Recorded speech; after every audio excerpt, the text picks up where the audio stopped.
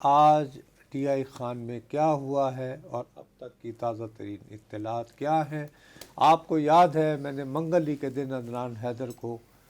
یہ متنبع کیا تھا کہ میرے منہ میں خاک، لیکن یہ ہماری بدقسمتی ہے کہ شاید ہمیں روزانہ کی بنیاد پر تمہیں کچھ دنوں کے لیے کسی نہ کسی معاملے پر تبصرہ آرائی کے لیے بلانا پڑے۔ بہرحال میری تم سے درخواست ہے کہ وہ لوگ جنہوں نے ابھی ہمیں جوائن کیا ہے، جو ابھی دیکھ رہے ہیں یہ ٹیلی ویژن، ان کو بتا دو کہ آج ڈیرہ اسماعیل خان جو مولانا مفتی محمود صاحب اور ان کے صاحبزادے مولانا فضل الرحمان صاحب کا آبائی گاؤں ہے، اور وہ قصبہ ہے، وہ شہر ہے، وہ تاریخی شہر ہے جہاں پر کہ ڈیورنٹ لائن بنانے والے ڈیورنٹ کی قبر ہے، اور یہ وہی شہر ہے جہاں سے خیبر پختونخوا کے بہت بڑ بولے، بہت جیدار نظر آنے والے انقلابی وزیر اعلیٰ بھی ہیں۔ تو کیا واقعہ ہوا ہے وہاں دیکھیں مصطفیٰ صاحب، یہ کوئی پہلا واقعہ نہیں ہے۔ گزشتہ ایک سال کے دوران آلموسٹ روزانہ کی بنیاد پر میں بالکل سیفلی کہوں گا جنوبی اضلاع بشمول بنو، لکی مروت، ٹانگ اور خود ڈیرہ اسماعیل خان، ساؤتھ وزیرستان، نارتھ وزیرستان، یہاں سے اغوا کا، اور خصوصاً جو سیکیورٹی فورسز کے نوجوان ہیں جو چھٹی پر گھر آتے ہیں، یا پھر پولیس، یہاں تک کہ ریٹائرڈ پولیس اہلکار، اور ساتھ میں جو پولیو ورکرز ہیں یا ان کی ڈیوٹی پر معمور پولیس اہلکار ہیں، ان کو اس ریجن سے اغوا کیا جا رہا ہے۔ آج کا واقعہ البتہ اگر اپنی نوعیت کے حوالے سے بہت بڑا ہے، وہ اس وجہ سے ہے کہ اتنی بڑے پیمانے پر اور بڑی تعداد میں آج جب اسلام آباد سے ایک کمپنی کے اہلکار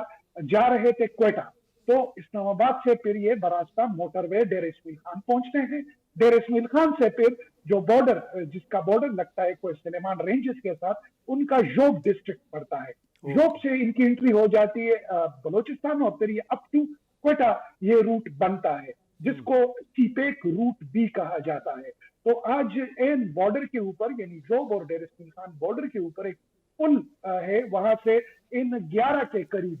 پہلے اطلاعات آئی کہ 14-15 کے قریب تھے، لیکن بعد ازاں مقامی جو حکام ہیں انہوں نے 11 افراد کے اغوا ہونے اچھا کی فخر، میں تصدیق کی، اور یہ ساتھ میں نہیں یہ بھی چاہوں گا کہ آپ وہ کمپنی کا نام لو، میں صرف یہ جاننا چاہتا ہوں کہ یہ جس کمپنی کے لیے کام کر رہے تھے بد نصیب افراد جن کو اغوا کیا گیا ہے، وہ کمپنی پاکستانی ہے یا کوئی غیر ملکی کمپنی ہے، یا کوئی ایسی کمپنی ہے کہ جو غیر ملکی اشتراک کے ساتھ کام کر رہی ہے پاکستانی کمپنی؟ دیکھیں میں زیادہ ڈیٹیل میں نہیں جاؤں گا، لیکن فی الوقت یہ مقامی کمپنی ہی ہے، چلے اور مقامی اونرشپ اس کمپنی کے پاس ہے۔ فائن۔ اور یہی وجہ تھی، جس طرح میں نے عرض کیا کہ عموماً جو ایسی کمپنیز ہیں جو حساس نوعیت کی ہوتی ہیں، وہ تو پراپر پروٹوکول لیتی ہیں، کیونکہ یہاں میں ذرا اس کی جیو اسٹریٹجک لوکیشن کی امپورٹنس بتا دوں۔ ڈیرہ اسماعیل خان، اگر آپ چین کے بارڈر سے ڈیرہ اسماعیل خان آتے ہیں، تو جب تک یہ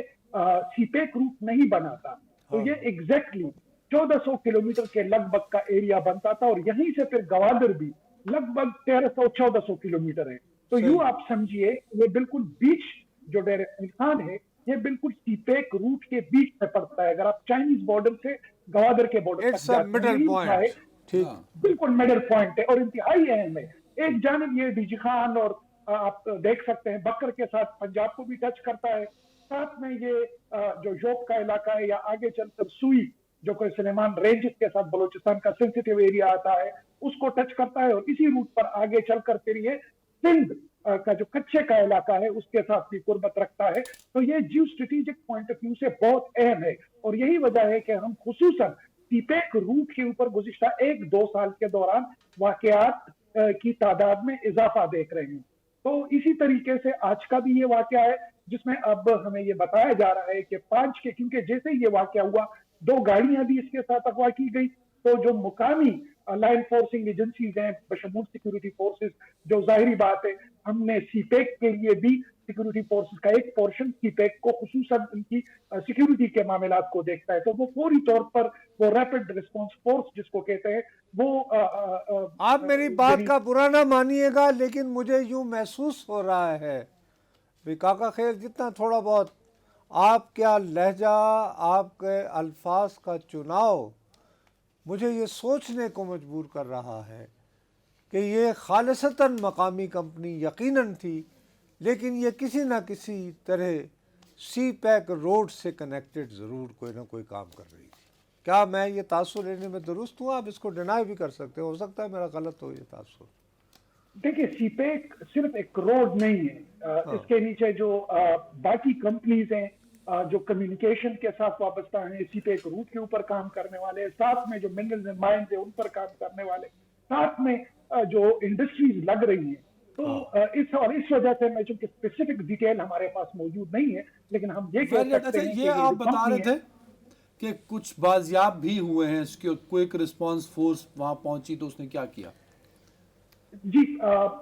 کچھ 6 کا بتا رہے ہیں، لیکن آفیشلی ہمیں صرف 5 ایسے افراد کا کنفرم کیا گیا جن کو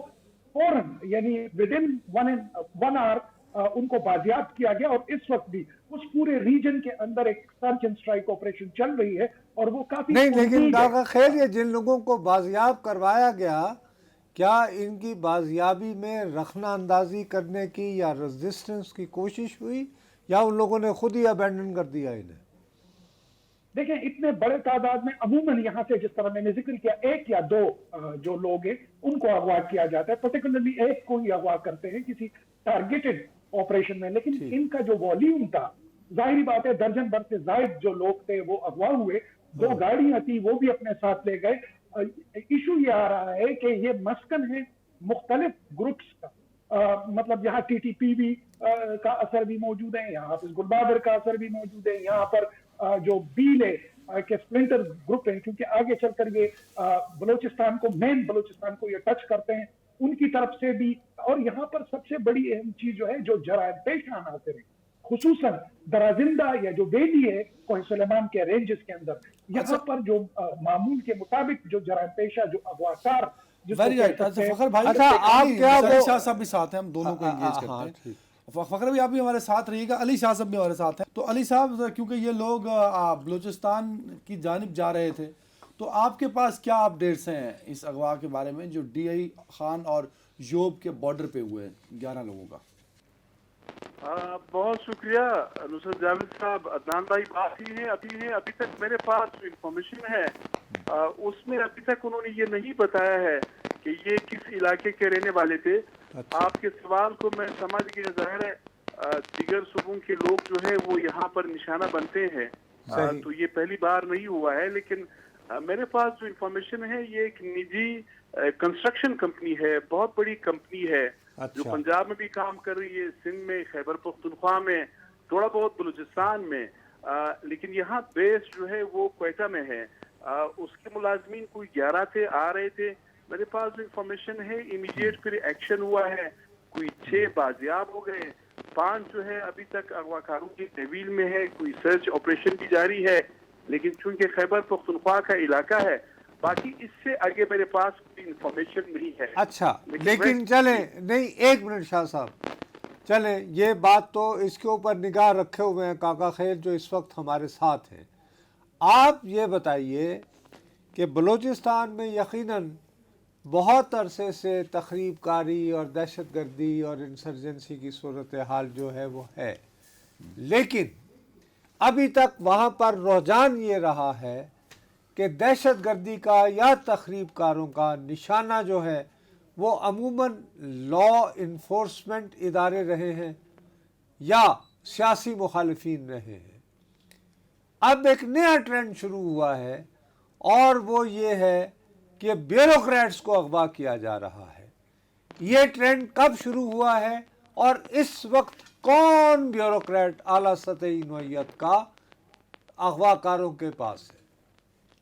آپ نے صحیح فرمایا نصرت صاحب، بات یہ ہے کہ گزشتہ 2 دہائیوں سے، بلکہ 2000 سے لے کے اب ظاہر 25 سال گزر گئے، بلوچستان میں امن و امان کی صورتحال جو ہے وہ خراب ہے، اغوا برائے تاوان، ٹارگٹ کلنگ، بم دھماکوں کا ایک نہ ختم ہونے والا سلسلہ جو ہے وہ جاری ہے۔ تاہم گزشتہ 1 سال سے اس میں کافی شدت آئی ہے۔